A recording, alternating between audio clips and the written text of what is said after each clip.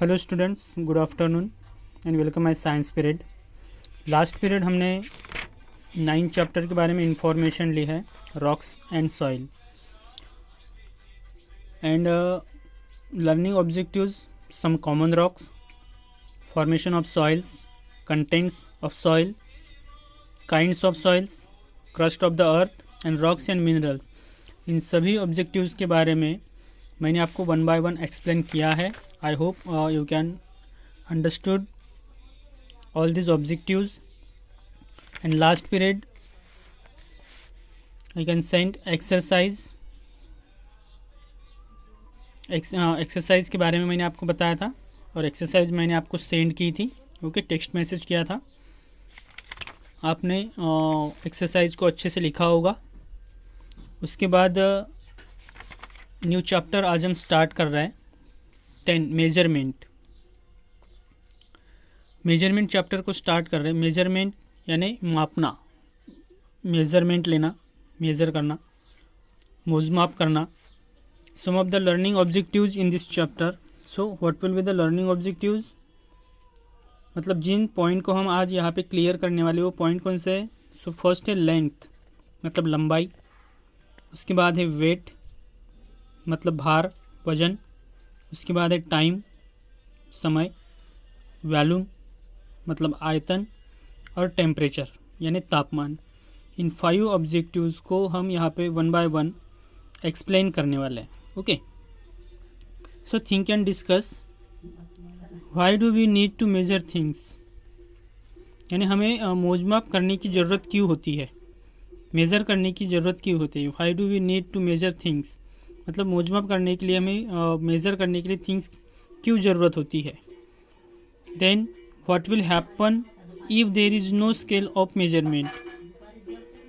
विचार करें कि मेजरमेंट लेने के लिए आपके पास स्केल नहीं है। स्केल ऑफ मेजरमेंट मतलब मेजरमेंट लेने के लिए आपके पास कुछ भी नहीं है। So what will be happen if there is no scale of measurement. Okay, so let's start. Every day we need to measure one thing और द अदर, यानी हर दिन हमें किसी ना किसी चीज़ को मेज़र करने के लिए थिंग्स ज़रूरत होती है। Okay, every day we need to measure one thing और other. For example, when you go to the market, you would like to know how much cloth you need for your dress, or you would like to know how far your house is from the school। यानी हमें हर दिन every day मोजमाप करने की ज़रूरत होती है। कि समझो कि आप कपड़े की दुकान में गए हैं कपड़ा ख़रीदने के लिए, लेकिन आपको कितना कपड़ा चाहिए ये भी तो पता होना चाहिए। मतलब आपको जितना कपड़ा लगता है, जितना क्लॉथ लगता है, उतना ही हम उस दुकान से लेंगे, ज़्यादा नहीं लेंगे। तो ये आपका मेजरमेंट होना चाहिए, मतलब आपको मेजरमेंट पता होना चाहिए कि आपको 1 मीटर कपड़ा चाहिए, 2 मीटर कपड़ा चाहिए। ये अगर हमें पता होगा तो हम आसानी से उस कपड़े की दुकान से कपड़ा ख़रीद सकते हैं। नहीं तो फिर हम ज़्यादा लाएंगे, अगर कम लाएंगे तो हमारा ड्रेस वहाँ पे फिट नहीं होगा। तो ये भी बातें आपको ध्यान में रखनी है, तब मेजरमेंट करने की ज़रूरत होती है। उसके बाद आप घर से स्कूल आते हो, लेकिन आपका घर स्कूल से कितनी दूरी पर है ये भी पता होना चाहिए। इसका भी मेजरमेंट लिया जाता है। जैसे हम रास्ते से अगर जाते हैं तो वहाँ पे लिखा होता है कि जो विलेजेस होते हैं 10 किलोमीटर, 1 किलोमीटर, 2 किलोमीटर, तो ये मेजरमेंट होता है। 500 meters, okay, 500 meters ahead petrol pump, इस तरीके से वहाँ पे लिखा हुआ होता है। मतलब 500 मीटर की दूरी पे वहाँ पे पेट्रोल पंप है। 10 किलोमीटर कोई एक गांव है। ये सभी हम वहाँ पे मेज़र करते और समझते हैं। Measurements have become an essential part of our life. Okay, मतलब ये बहुत ज़रूरी पार्ट है। मेजरमेंट जो है, ये मेजरमेंट हमारे लाइफ में बहुत एसेंशियल है, बहुत ज़रूरी है। Essential part of our life. We need to measure length, मतलब लंबाई, डिस्टेंस, दूरी, वेट, वजन, भार, टेम्परेचर, तापमान, time and many more things. मतलब इन सभी चीज़ों के लिए मेजरमेंट बहुत ही ज़रूरी होता है। There are different instruments for measuring each of these. Okay, there are different instruments for measuring each of these. मतलब इन सभी को मेजर करने के लिए आपको लेंथ मेजर करना है, डिस्टेंस मेजर करना है, वेट मेजर करना है, टेम्परेचर मेजर करना है, टाइम मेजर करना है. तो इसके लिए डिफरेंट इंस्ट्रूमेंट यूज़ होते हैं और वही डिफरेंट इंस्ट्रूमेंट हम इन ऑब्जेक्टिव्स में देखने वाले हैं. Okay, so earlier there were some non standard units use to measure. अभी पुराने ज़माने की बात करते हैं तो पुराने ज़माने में ये मेज़र करने के लिए स्टैंडर्ड यूनिट नहीं थे. ओके, वो नॉन स्टैंडर्ड यूनिट थे. मतलब हाथों से काउंट करना या फिर किसी चीज़ से काउंट करना, ये non standard unit earlier years में होता था, पुराने ज़माने में होता था. लेकिन आज के ज़माने में सभी स्टैंडर्ड यूनिट आ गए हैं. ओके, और पुराने ज़माने में नॉन स्टैंडर्ड यूनिट यूज़ होते थे. ट्राई इट आउट आपके लिए. Which is the correct measure. Okay, take a bucket, fill the bucket with water using a mug. How many mugs of water are required to fill the bucket. मतलब आप घर में करके देख सकते हैं. Now measure the same bucket of water in a glass with glass. Okay, सबसे पहले मग से, उसके बाद ग्लास से. How many glasses of water are required to fill the bucket and so how much water does the bucket hold. Okay, mugs of water. Do you think this non standard units are reliable. Okay, ये सभी non standard unit से आप करके देख सकते हैं. These units are not reliable for measuring things. We use some standard units of measure. मतलब bucket का जो वाटर है वो आप काउंट करने के लिए स्टैंडर्ड यूनिट्स का यूज़ कर सकते हो. So let us learn how to use them. अभी इनका यूज़ किस तरीके से होता है वो हम यहाँ पे देखने वाले हैं. ओके, तो सबसे पहले हम स्टार्ट कर रहे हैं length. Length is measured in meter. Okay, length को मीटर में मेज़र करते हैं. मतलब लंबाई जो होती है, इस लंबाई को मीटर्स में यूज़ करते हैं. ओके, और मीटर्स क्या होता है, 100 सेंटीमीटर का 1 मीटर होता है. Okay, 100 centimeter is equal 1 metre.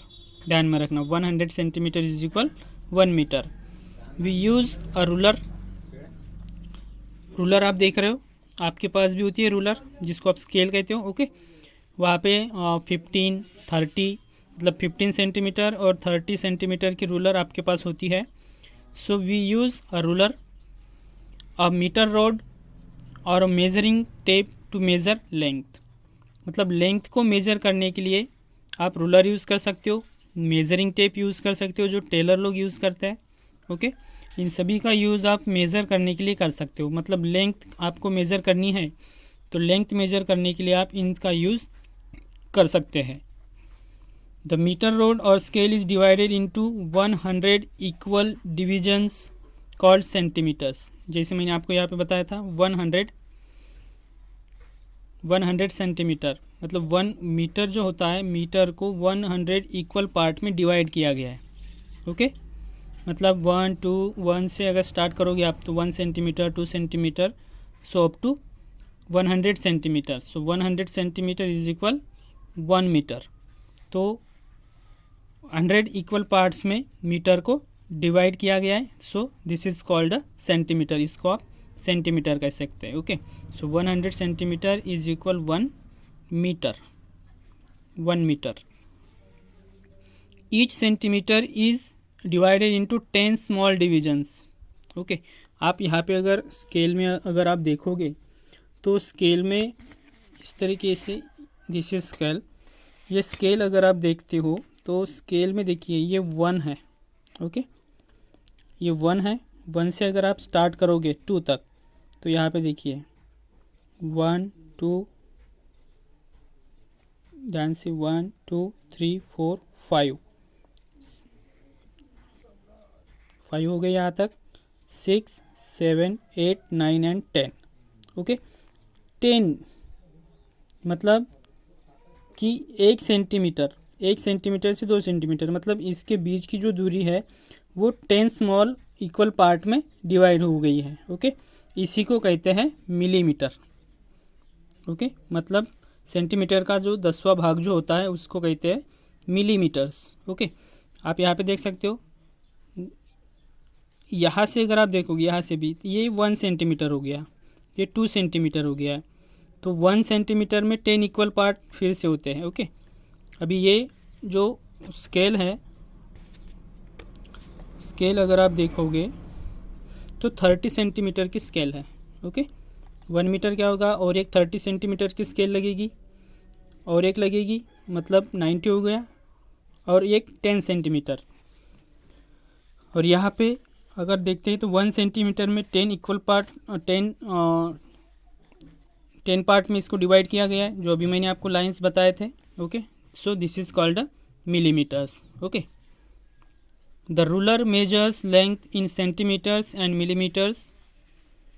A measuring tape measures length in meters and centimeters, and very long distances are measured in a kilometer.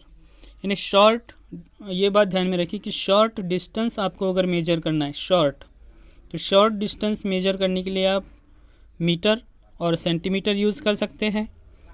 लेकिन लॉन्ग डिस्टेंस आपको अगर मेज़र करना है तो लॉन्ग डिस्टेंस मेज़र करने के लिए आपको किलोमीटर की ज़रूरत होती है।